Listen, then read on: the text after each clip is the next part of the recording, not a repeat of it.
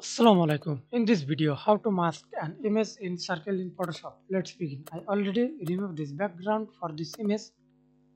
Okay. Then create a new layer. Right click, use elliptical.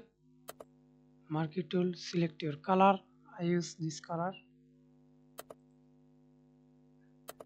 Green. I do not use stroke. Then hold shift, click and drag on your mouse.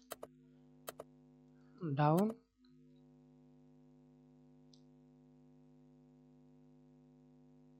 Okay. Hold control, align middle. Then select the shape, hold control, select again, click this image, click layer mask. Select the brush tool, right click, use hardness or without hardness.